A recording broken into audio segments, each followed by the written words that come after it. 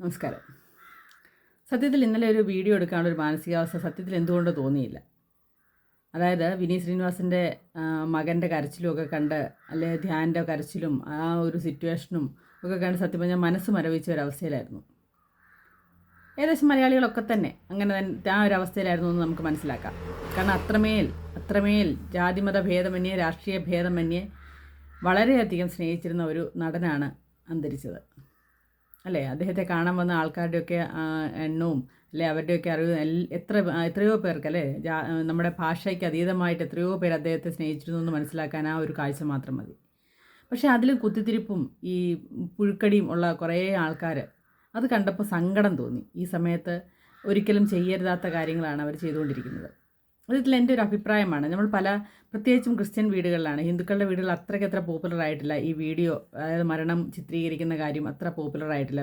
മക്കളൊക്കെ ചിലപ്പം വിദേശത്തൊക്കെ ആണെങ്കിൽ അവർക്ക് കാണാൻ വേണ്ടി ചിലപ്പം ലൈവൊക്കെ ചെയ്യുന്നു എന്നല്ലാതെ, എന്നാലും ക്രിസ്ത്യൻസിൻ്റെ വീട്ടിൽ ഒരുമാതിരിപ്പെട്ട എല്ലാ വീട്ടിലും കൃത്യമായിട്ട് വരുന്നവരുടെയും പോകുന്നവരുടെയും എല്ലാവരും വീഡിയോയും ഫോട്ടോസും ഒക്കെ എടുക്കാറുണ്ട്. അപ്പോൾ പറഞ്ഞു വന്നത്, ഈ വീഡിയോസും ഫോട്ടോസും എടുക്കുന്ന തെറ്റാണെന്നൊന്നും അല്ല പറഞ്ഞു വരുന്നത്. പക്ഷേ ഇങ്ങനെയുള്ള സെലിബ്രിറ്റീസ് മരിക്കുമ്പോൾ പ്രത്യേകിച്ചും നമ്മുടെ സാധാരണക്കാരൊക്കെ ആകുമ്പോൾ അത്ര അധികം ആ ഒരു വീഡിയോഗ്രാഫർ മാത്രമേ കാണുകയുള്ളൂ.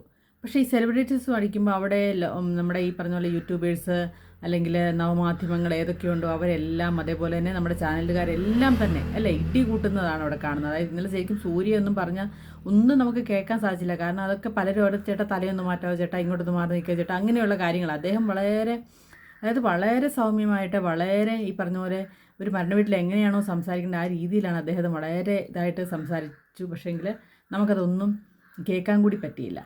പക്ഷെ നമുക്കും അതൊക്കെ അറിയുന്നത് ഇവരിൽ കൂടി തന്നെയാണെന്നുള്ള വാസ്തവം തന്നെയാണ്. പക്ഷേ എന്നിരുന്നാലും എൻ്റെ ഒരു അഭിപ്രായം വെച്ചിട്ട് ഇങ്ങനെയുള്ള സെലിബ്രിറ്റീസുകളുടെ വീട്ടുകളിൽ ഏതെങ്കിലും ഒരു ഫോട്ടോഗ്രാഫേഴ്സിനെ, നല്ലൊരു ഫോട്ടോഗ്രാഫറെയും വീഡിയോഗ്രാഫറെയും അവർ തന്നെ നിയമിച്ചിട്ട് അത് മറ്റുള്ളവരിലേക്ക് എത്തിക്കാൻ, അതായത് അവിടെ അതിനകത്ത് ഈ ഫോട്ടോസും വീഡിയോസും മറ്റൊന്നും അനുവദിക്കാതിരിക്കുന്നത് എത്രയും നന്നായിരിക്കും. അതായത് നമ്മളിപ്പോഴുള്ള സാധാരണക്കാർക്ക് അത് നേരെ ചൊവ്വേ കാഴ്ചയിലേക്ക് എത്താൻ കൂടി സഹായിക്കുമെന്നാണ് എനിക്ക് തോന്നിയത്. കാരണം ഇത്രയും ആൾക്കാർ ഈ വീഡിയോയും ഈ പറഞ്ഞ പോലെ ആൾക്കാരെ അദ്ദേഹത്തെ കാണാൻ പോകുന്നവർ പോലും ഇങ്ങനെ മൊബൈൽ പിടിച്ചുകൊണ്ടാണ് പോകുന്നത്. അപ്പം പലർക്കും ഇത് എല്ലാ ചാനലുകാരും ഈ പറഞ്ഞ ഓരോരുത്തരുടെ ബൈറ്റ് എടുക്കാനും ഒക്കെ ബഹളം കൂട്ടുന്നതാണ്.